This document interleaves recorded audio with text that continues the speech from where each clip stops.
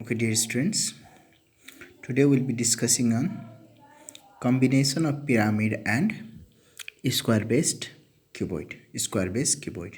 Okay, so we'll be discussing on these things, that is area of base, LSA, TSA, and volume of it.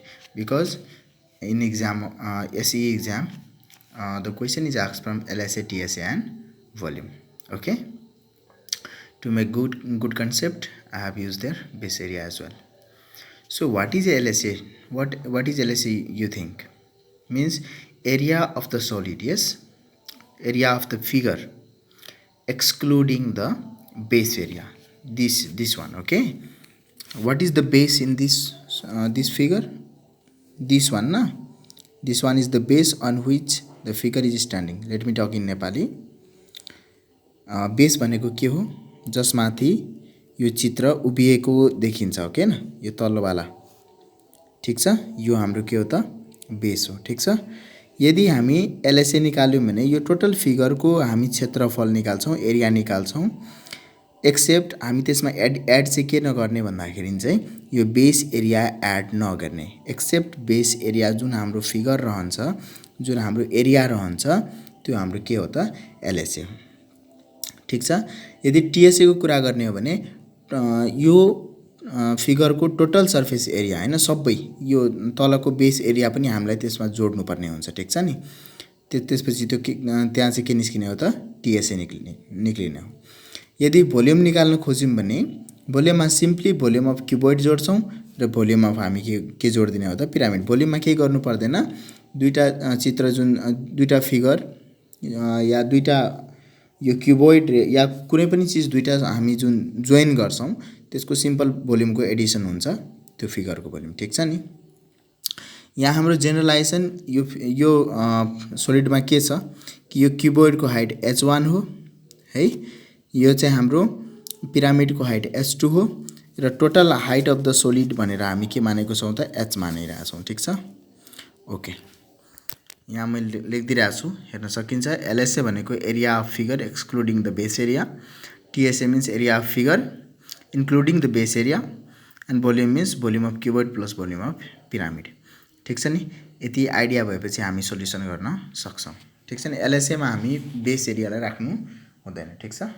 Base area नराख्दा हुन्छ। त्यो important कुरा के छ? अब हामी एउटा कुरा भन कि यो जुन पार्ट हामी देखिरहेका छौं, यो वाला, यो स्क्वायर, हेर त, यो वाला पिरामिडमा यो बाहिरबाट भिजिबल हुन्छ कि हुँदैन? बाहिरबाट देखिन्छ देखिदैन? सिम्पल कुरा चाहिँ देखिदैन। यसको एक्जाम्पल के हो? हेर, म पेन्सिल बनाइरहेको छु ल। यो पेन्सिल हेर, पेन्सिल एक्ज्याक्टली बाहिरबाट यस्तो देखिन्छ है। यदि हामी यहाँ उतो गरेको छौं भने यस्तो यस्तो देखिन्छ हैन? तर यसको चाहिँ रियल शेप जब हामीलाई क्वेशन सोध्छ एक्जाममा, त्यसको रियल शेप कस्तो हुन्छ? हाम्रो भित्रबाट यहाँ एउटा सर्कल बनेको हुन्छ, यो सिलिन्ड्रिकल पार्ट हुन्छ हैन? यो हाम्रो के हुन्छ त? सिलिन्ड्रिकल पार्ट हुन्छ। भनेपछि यो हाम्रो भिजिबल रहन्छ त? This is not visible. यो सर्कल यहाँ भिजिबल छैन किनकि यो भित्र छ नि, हामी देख्न सक्दैनौं। तर त्यसैगरी यो स्क्वायर पनि हाम्रो के हुन्छ त? भिजिबल हुँदैन, ठीक छ नि? त्यही भएर हामी जब यसको एलएसए वा टीएसए निकालिरहेका हुन्छौं, जुन पार्ट भिजिबल हुँदैन त्यो पार्टलाई हामी इन्क्लुड गर्नु हुँदैन। यति कुरा याद राख्ने। यो वाला not visible from outside, yes or not? यो भिजिबल हुँदैन, ठीक छ? अब सिम्पली म पहिला यसको एलएसए को कुरा गर्दै छु, ठीक छ? या सिम्पली पहिला म टीएसए कुरा गरिहाल्छु, त्यसपछि एलएसए कुरा गर्छु ल। ओके, सो टीएसए भनेको के हो त? एरिया अफ फिगर हैन, including what? Base area, yes or not? So area of the figure means मतलब के? मतलब यहाँ हेर त, यो माथिको जुन चाहिँ छ यो के छ? पिरामिड छ। पिरामिडको कुन एरिया लिन सकिन्छ? यो बेस एरिया इन्क्लुड गरिन्छ पिरामिडमा? इन्क्लुड गरिँदैन किनकि यो भिजिबल हुँदैन बाहिरबाट, ठीक छ नि? त्यसो भए यदि बेस एरिया पिरामिडको इन्क्लुड गरेको छैन भने हामीले यो के देख्न सक्छौं त? यो हो एलएसए अफ पिरामिड, हो एलएसए अफ पिरामिड। ठिक छ। र तलको क्युबोइडको यो माथिको भाग त भिजिबल हुँदैन हैन। ठिक छ। यो माथिको पार्ट भिजिबल छ त क्युबोइडको छैन। त्यसो भए area of visible part of cuboid हो के न। क्युबोइडको भिजिबल पार्ट र एलएसए अफ पिरामिड को एरिया जोडिदिने हो भने हामीलाई के आइदिने हो त? हामीलाई के आउँछ? TSA of the figure. ठिक छ। त्यसो भए okay okay this one is L. Okay okay ठिक छ। So what is LSA of pyramid? LSA pyramid को मतलब के हुन्छ? LSA pyramid is 2AL। अब रह्यो कुरा के एलएसए पिरामिड हामीले पढेकै छौँ, यो हुन्छ 2AL। अब area of the visible part of the cuboid को कुरा बुझ्नु छ। ठिक छ। यसको लागि म क्युबोइड यहाँ ड्र गर्छु। ठिक छ। यु क्यान सी हियर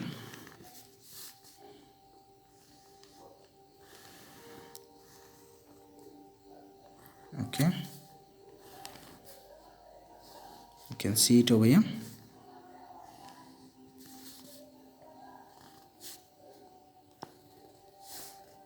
त्यहाँ हाम्रो फिगरमा चाहिँ हैन कुन पार्ट भिजिबल छैन? यो माथिल्लो पार्ट चाहिँ हाम्रो देखिदैन हैन। यो फिगरमा यो माथिल्लो पार्ट देखिदैन। मतलब हामी सिम्पली कसरी बुझ्ने, यो एउटा कार्टुन हो, कार्टुन हुन्छ नि, कार्टुन हो। कार्टुनमा के छ, माथिल्लो कभर जुन कार्टुनको हुन्छ त्यसलाई च्यात दिने हो भने सिमिलरली त्यस्तै स्ट्रक्चर हामी बुझ्छौँ। त्यसो भए एरिया कसको निकाल्नु? यो त सबै माथिको यो के हो त? हाइट हो, जसलाई हामी हाइट 1 मानेको छौँ फिगरमा। त यो पनि हाम्रो के हो त? हाइट 1 हो के न। यो पनि हाम्रो के हो? Height 1 H1। यस सर न, हाइट 1। ठिक छ। फिगरमा हेर ओके छ। ओके त्यसो भए म तलको यस्तो बनाइरहेको छु हेर। तलको जुन चाहिँ छ सिम्पली बुझाउनलाई म यस्तो गरिरहेको छु। ठिक छ नि।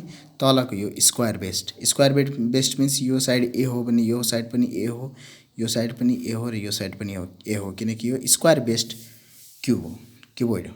ठिक छ।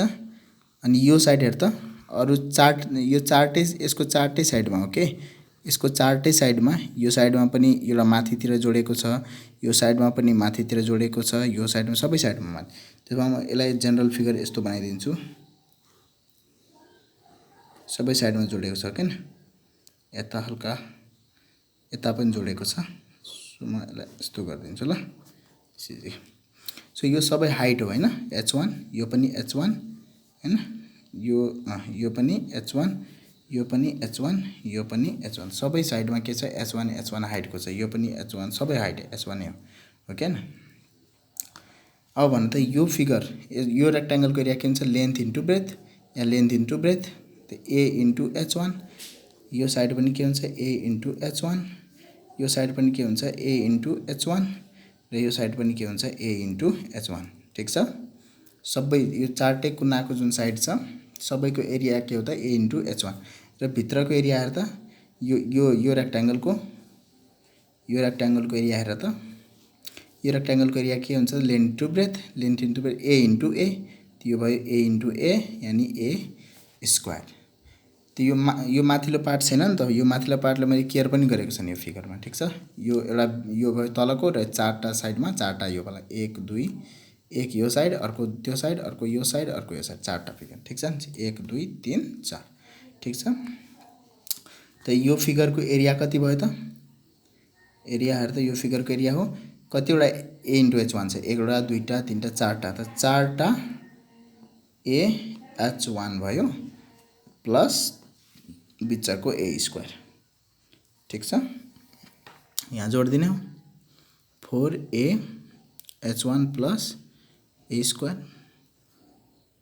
ओके यो जुन चाहिँ A स्क्वायर थियो नि, यो A स्क्वायर हो बेस हो के न। बेसको एरिया चाहिँ हाम्रो के हो त? A स्क्वायर हो। त्यही भएर हामीले त्यो बेसको एरिया पनि केमा इन्क्लुड गरेको छौँ त? टीएसएमा, 4AH1 प्लस A स्क्वायर। ठिक छ। अब यहाँ भन्दा एलएसए निकाल्न इजी हुन्छ। एलएसए भनेको exclude area excluding base area sir न बेस एरिया त्यसो भए यहाँ हाम्रो बेस एरिया कुन हो त ए स्क्वायर यसलाई एक्सक्लुड गरिदिने हो त्यसो भए हाम्रो के हुन्छ 2AL + 4AH1 okay 4AH1 any problem L is slant height here okay this is L is the slant height okay now we'll be finding the volume means volume of cuboid plus volume of pyramid, yes or not? So what is the volume of cuboid? That is length into breadth into height. That is here, look here, length is also a, breadth is also a, and height is h1. So a into a square into height 1. So it is a square h1 plus volume of pyramid means what? This is a area of base into height by 3. So it is area of base means a into a. This is also a square into height. Here it is 2 na. So it is height 2 by 3. Okay. Any problem? Okay. But one thing should be cleared here. This h is the total height of the pyramid. Sometime in the question total height of pyramid is given and h1 is given, yes or not, and we have to find h2. So how to find?